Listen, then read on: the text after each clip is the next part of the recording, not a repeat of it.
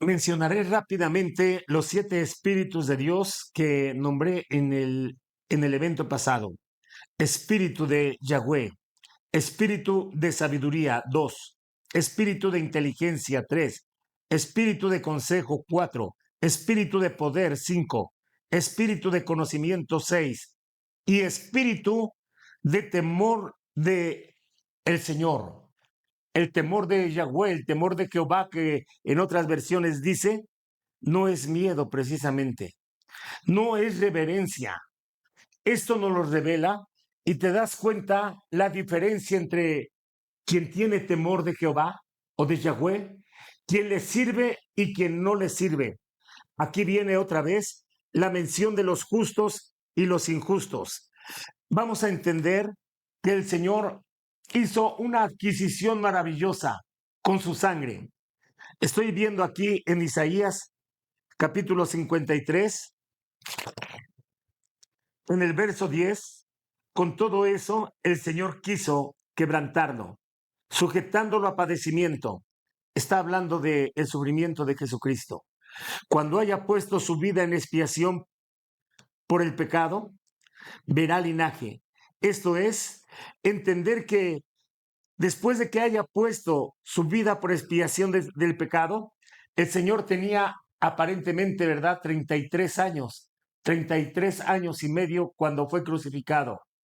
No tuvo hijos, no tuvo oportunidad de tener una pareja, pero dice aquí la palabra del Señor que cuando Él haya puesto su vida en expiación por los pecados, verá linaje.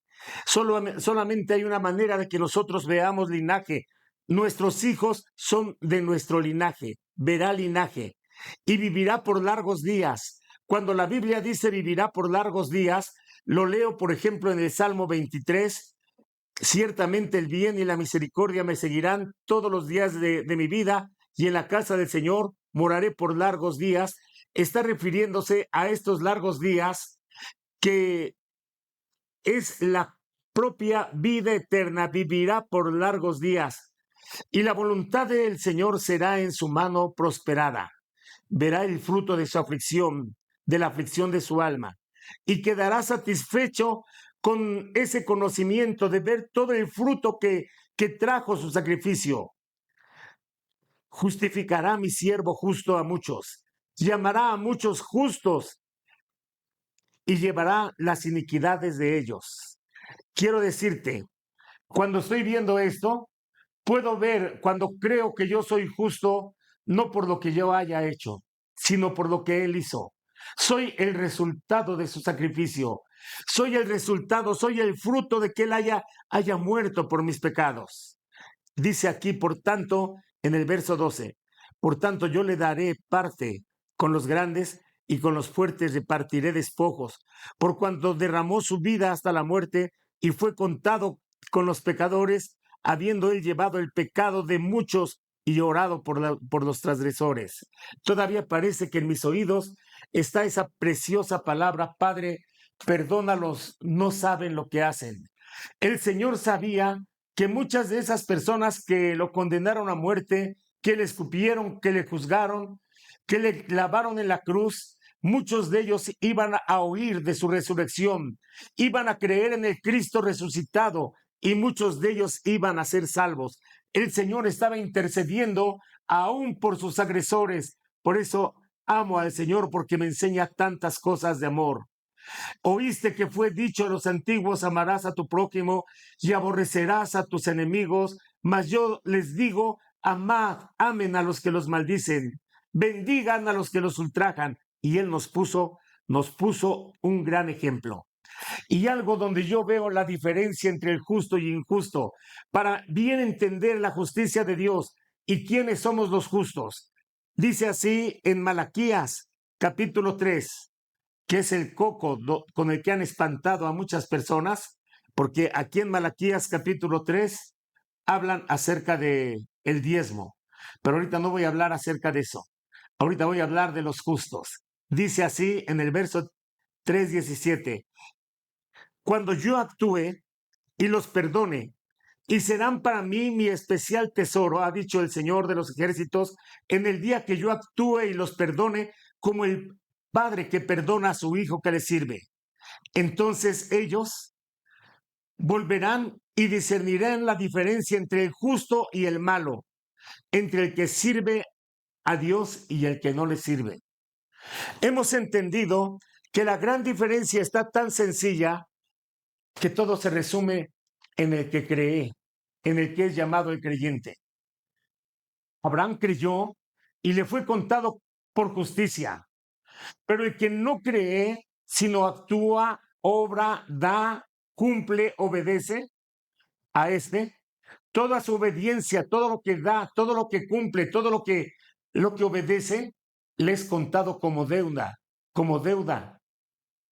Ahora entiendo que es mejor la fe que el que yo pueda intentar hacer cualquier cosa.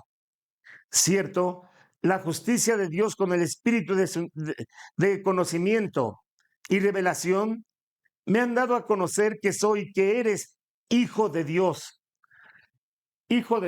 engendrado por Dios.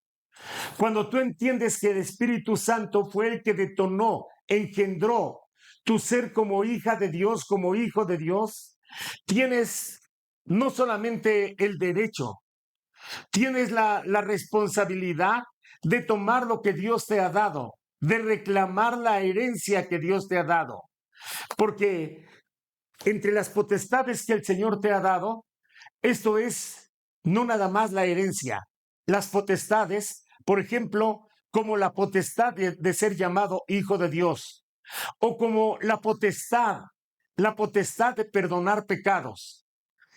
Algunas personas dicen es que solamente Dios puede perdonar pecados. Ahondando en esto, las personas que somos llamados hijos de Dios tenemos la potestad de perdonar pecados. Y esto es maravilloso porque la primera persona que necesito entender y perdonar pecados es a mi persona. Me recuerdo de una gran situación en la que estaba el Señor viendo que bajaron a un hombre por el techo de una casa. Viendo el Señor la fe de los que lo bajaron, ni siquiera era del hombre que estaba frente a él. El hombre que estaba frente a él era un paralítico. Jesucristo le dijo, hijo, tus pecados te son perdonados. No se refirió a los hombres que lo bajaron, se refería al hombre paralítico que estaba ahí. Entonces todos empezaron a decir para sus adentros, ¿quién es este para perdonar pecados si solo Dios puede perdonar pecados? En esto tenían mucha razón. El que estaba ahí no es otro, sino el Verbo hecho carne.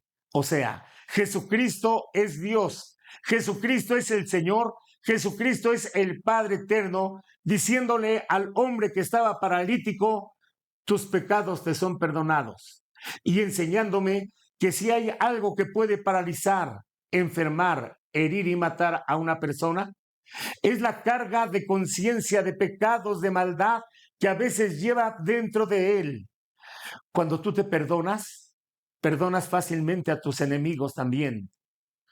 Porque algunas personas no entienden que tenemos potestad para perdonar pecados y todos a los que les perdones sus pecados aquí en la tierra, les serán perdonados en el cielo. Y a quien se los retengas aquí en la tierra, les serán retenidos en el cielo. Esto no es para Pedro, no es para Pablo, es para todos los creyentes. Los que estaban siguiendo a Jesús no sabían que Jesucristo era el Señor, pero Pedro le dijo a Jesucristo, cuando le preguntó, ¿quién eres tú, Señor? Tú eres el Cristo, el Hijo del Dios viviente. Lo que estaba diciendo Pedro no venía de su mente, no venía de su conocimiento. Bienaventurado Pedro, porque no te lo reveló carne ni sangre, sino mi Padre que está en el cielo. El Padre es el que revela, pero no le vamos a dar el crédito a Pedro, sino al Espíritu Santo. En otro programa lo desglosaremos.